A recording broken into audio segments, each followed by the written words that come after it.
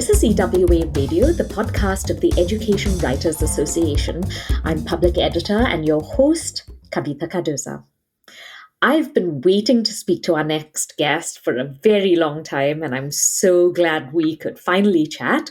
Welcome, Jackie Mader, Senior Early Childhood Reporter at the Hechinger Report.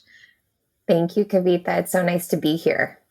Jackie, I always think you've got the dream job, like you're around cute babies and toddlers all the time. Yes, I think I have the dream job too. Thank you. I was going to say, but I was reading one of your pieces, like just one, right? It was on guaranteed income. And I noticed just how many disciplines you need to be on top of. So there was research from neuroscience, social science, economics, education, immigration, how other countries approach the same issues.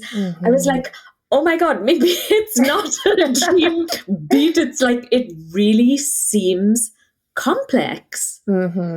Yeah, that's true. I think that it's easy to think of early childhood kind of boiled down into childcare or pre-K, the things that we hear about the most.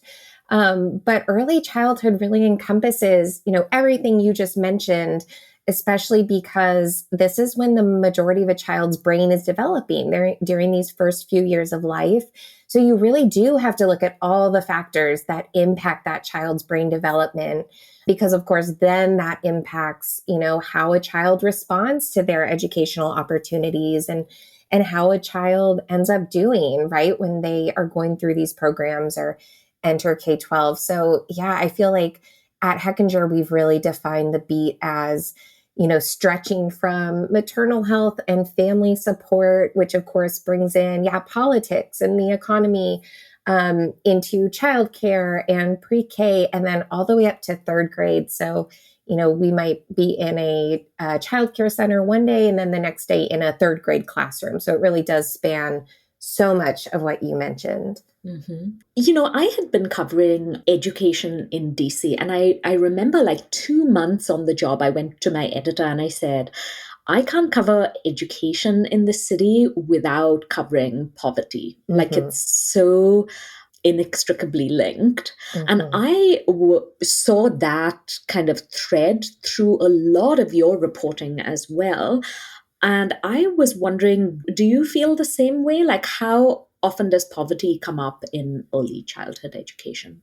Oh, I definitely feel the same way. I feel like this is part of almost every story I write, if not every story. Like I was just mentioning, poverty impacts a child's brain development, right? The experience as a child is having at home or the environment around them, which is impacted by poverty and economic well-being, that impacts their brain development. So I feel like that is a part, of most, if not all, early childhood stories. And then, of course, the other big area where, poverty and economics kind of impact early childhood beats is the childcare industry. Because childcare is so much privately funded, the opportunities that kids have really are dependent on what their families can afford. So there's massive inequity in early childhood. And a lot of that comes down to the fact that, the federal government, they fund some childcare, but not enough and not to the amount that is needed by providers. So yeah, poverty is definitely linked to both, a child's outcomes and then also this idea of equity in the settings and experiences children get when they're young. When you see so much inequity, like every day in your reporting, does that make you angry? Yeah, it does. I think, a couple of years ago, my colleague, Sarah Butramovitz, and we did a really long investigation. I think it ended up being 18 parts, maybe 17 parts in Mississippi. And we drove around the state and we visited dozens of childcare centers. And there were some childcare programs we walked into. And yeah, it was really upsetting to think, this is where children are during the day. And that's not fair because all children should have the same opportunities and the same like wonderful early learning experiences. And I would just add, it's very rarely, because of a provider, something the provider is Right. doing wrong. It's like they do not have the support and funding. Yeah, so it makes me mad. It can be upsetting. I mean, there was one center we walked into, and babies were sleeping in car seats, which is not safe. And, there were very few resources for these children. And then you go to another center that's very well staffed and resourced. And it's upsetting to see that level of inequity. Right. I'm glad to hear you say that, because I thought I was like the only one with this like constant low burning rage in me. So Yes. I'm so glad to hear that. Yeah. Another common theme through your reporting and through like the reporting of, I guess, every journalist who covers this beat within a beat, really, stories about like insane like 2-year wait lists, or Right. more than one job salary in a 2-parent home going basically for childcare. Is it frustrating for you to keep doing stories on the high cost of childcare? Like, how do you come up with new ideas? Yeah, that's a really good question. I hit a point a couple months ago where I was just kind of venting to anyone who would listen. I was like, I feel like I keep writing the same stories over and over. And I've been like exclusively on this beat for about 7 years now. I mean, I've written about early ed for longer than that, but exclusively for 7 years. And yeah, at a certain point, I'm like, wait, I wrote this story several years ago, right? Like I'm using, they're the same stats, like updated numbers, but things don't change. Everything is the same. And it's frustrating. I think, that also kind of motivates me to look for solutions. That's something that really helps me when I'm feeling frustrated is out there, someone is kind of making headway. And so when I feel like things are stagnant and things aren't changing, and I'm so frustrated by that, I do try to seek out the solutions, like where maybe this will be, right? Something that will give us kind of a roadmap to change. I also think, you can do the same story, but look at different groups of students. So you can write about how hard it is to find childcare. And then you can look at, well, what about children with disabilities, right? Or what about children in rural communities? So you can write the same story, but you have so many different settings, right? Or demographics to look into. So I think that also kind of helps. And the challenges are slightly different for all. Yes. Yeah, absolutely. I mean, I think we write a lot about wait lists within the context of childcare centers, but during the pandemic, I think I definitely became more aware of there's all these other settings for childcare, right? There's family homes, there's unlisted, right, providers like friend, family, neighbor, caregivers.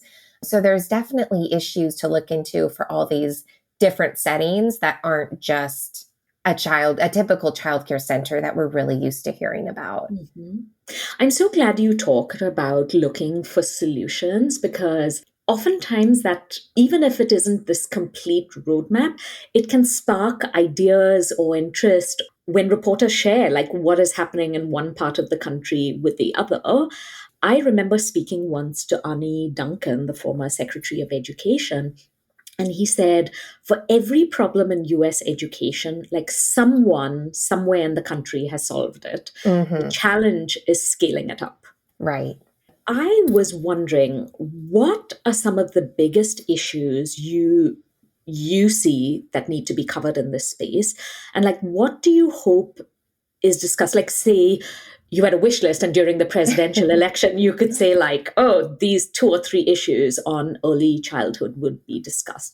Like, what are they? And I think those would also serve as story ideas for other reporters.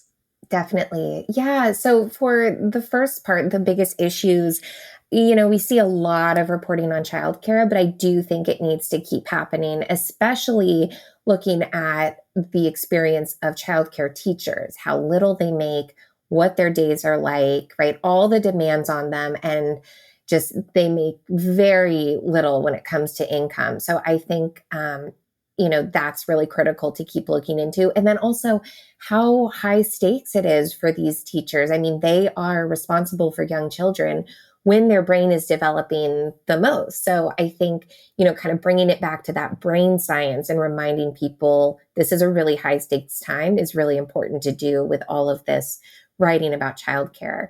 I think also more needs to be done on family support and parental support. This is one of my favorite topics to write about.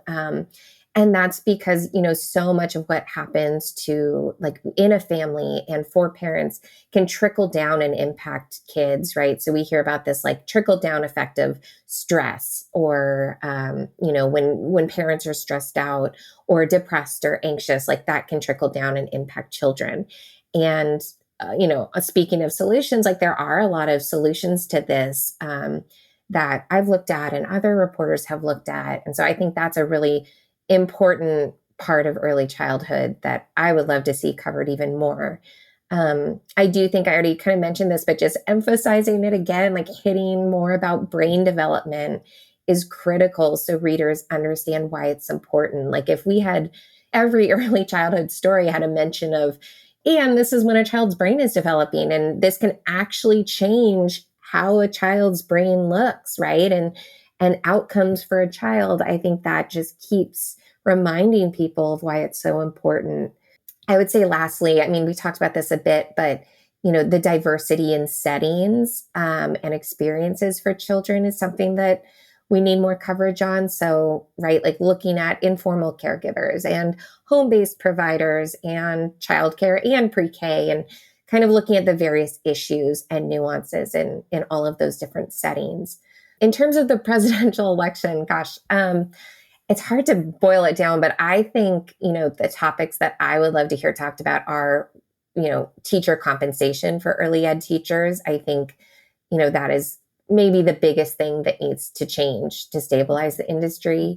You had written a great piece on how many early childhood educators also moonlight as Uber drivers, Right. or, I mean, it's just ridiculous when you think they need all their energy and all their wits about them when they're working with children.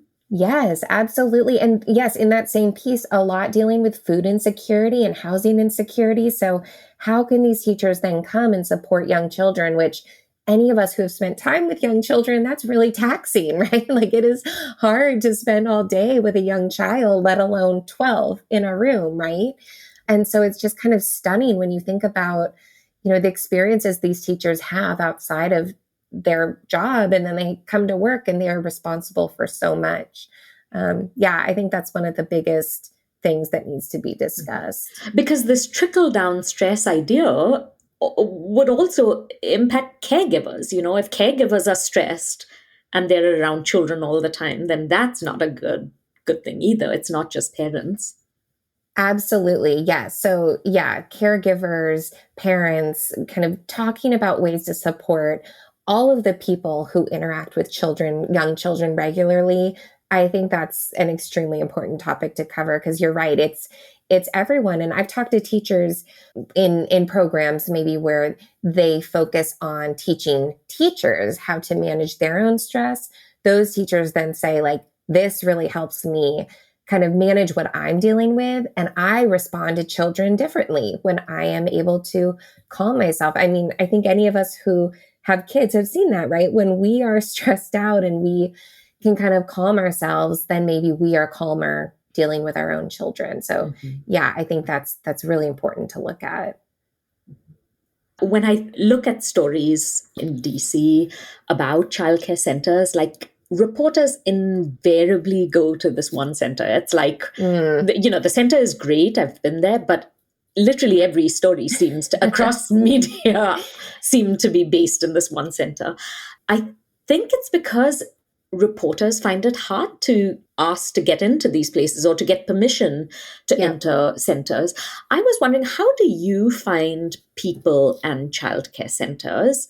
And I mean, during the pandemic, it must have been crazy, but even now that things have reopened, how do you do that? What are some of your tips? So I rely a lot on advocacy groups or early childhood organizations that work with centers to kind of connect me. And I like to, focus on, like we've talked about, different settings, right? So if there's a group that works with home-based providers, right, I will usually interview them for a story and ask them to connect me to people in their network.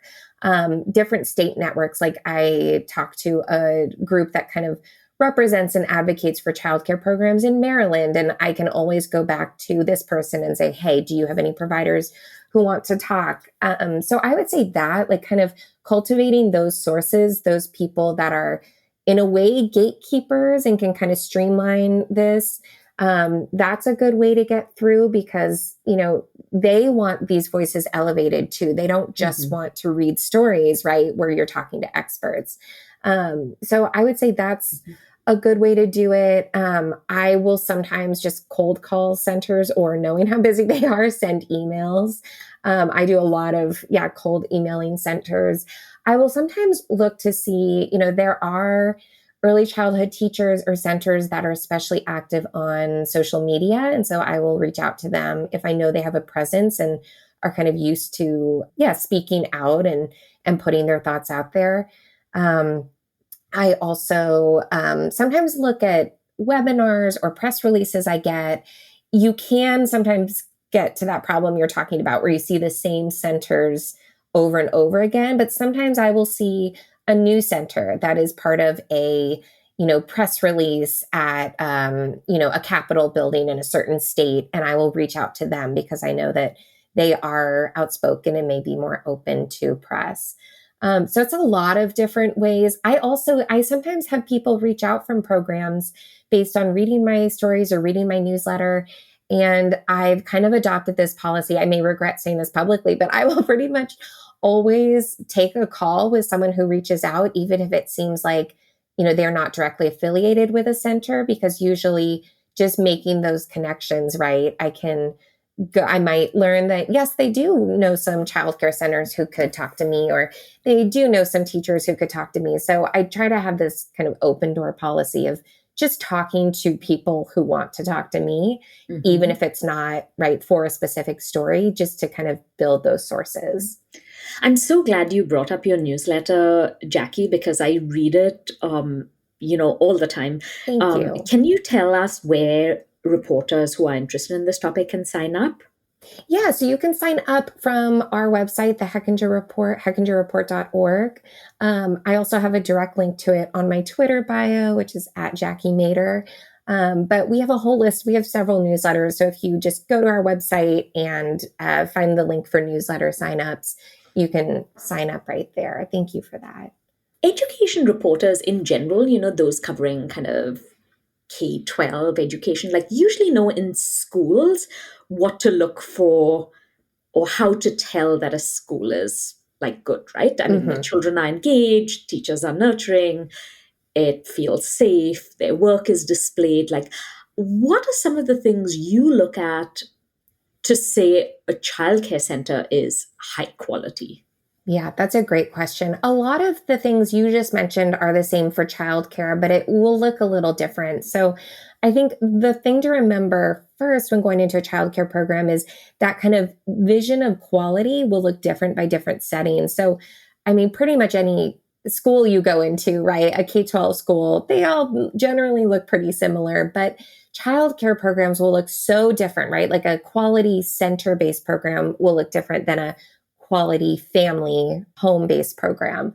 So I think the main things I look for, the ratios, how many kids are with teachers. And, there are certain preferred ratios, like the NACE, the National Association for the Education of Young Children, puts out some guidelines about these. So typically fewer kids with one teacher. So I'll look for those ratios. I will look for how the teachers are interacting with and responding to young kids. So kind of the serve and return, right? If a child is saying something, does the teacher respond? Especially when children are upset or having conflict, I like to see, how a teacher kind of interacts with the child. Do they get down on their level? Are they validating their feelings and helping them through? I also like to see, what kids are doing. Unlike the K-12 settings, you don't want to really see kids, right? Like sitting down for long periods of time, sitting in circle time for a long time, doing, work on worksheets or anything like that. You really want to see that kids are engaged, mostly learning through play, kind of having a lot of different materials they can work with and different options. And then similar to a school, you want to see how happy the kids seem. And do they seem, kind of happy and safe? Are teachers responsive to them and kind of making them feel like they're comfortable and loved? So those are some of the main things I look for. Of course, in like a pre-K setting, there are more prescribed things like, student work on the wall and stuff like that. But for the younger settings, it's a lot more of the individual interactions between children and the adults. Mm-hmm.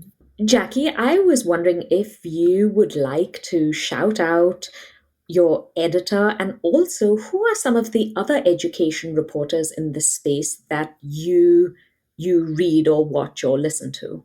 Yeah, of course. So for a long time, my editor was Sarah Garland, who is not with Hechinger anymore. She's at the Times, but I have to shout out her because she was very formative for, like 7 years of editing me. Fantastic. And so now my main editor for feature stories is Sarah Carr, another fantastic editor. I was just telling her the other day, I feel like I'm codependent on having a Sarah edit me. Sarah Garland or Sarah Carr. Fantastic, long-time education reporter. Exactly. So it's kind of, I know I can send a story and I trust when I get it back, it's much better because she has touched it. Christina Samuels, another fantastic longtime education reporter and editor. Oh my God, I love Christina. She does my newsletter and she will just have great insight, right? And a lot of historical context. And so she's extremely helpful. For other reporters, you mentioned that too, right? So Emily Tate Sullivan at EdSurge is one of the main other early ed reporters I follow. Rachel Cohen at Vox does a lot of great like early childhood policy analysis. And Mariana Dale at LAist, I would say, is another person I follow a lot. Thanks so much for sharing those names, Jackie. It feels like the who's who of early education reporting. Thank you so much for spending time with us. I really feel like there's such a huge disconnect in this country. Like everyone loves babies and toddlers, right. Like at least when they're not crying. It's like one of the like absolute common experiences. Like you take a baby anywhere and people will coo and are happy. And yet the huge disconnect between how we support these children through their caregivers, whether parents or educators, is just like awful. And it just needs to change, because I think if you aren't getting those things sorted in the early years, like they get to kindergarten or to first grade, right? It's really, really hard for the teachers then. Completely agree. And that's such a good point, that disconnect. Yeah, we all need to care a bit more, I think, and put action into that. We've been talking to Jackie Mader, senior early childhood reporter at the Hechinger Report. You can follow her on Twitter at Jackie Mader or sign up for her newsletter at the Hechinger Report. That wraps up this episode of EWA Radio. I'm Kavitha Cardoza. Thank you so much for joining us, Jackie. We really appreciate it. Of course. Thank you so much for having me. Do you have any questions for Jackie? Let's continue the conversation on Twitter at EdWriters. And if you have stories about early education in your state or district, please share them. #TellEWA. Special thanks to Angelina Liu and Kristan Obang from EWA and Raul Garcia for production assistance. The mission of the Education Writers Association is to strengthen the community of education journalists and improve the quality of education coverage. For more than 75 years, EWA has helped reporters get the story right. Thanks for listening and lifting up education journalism.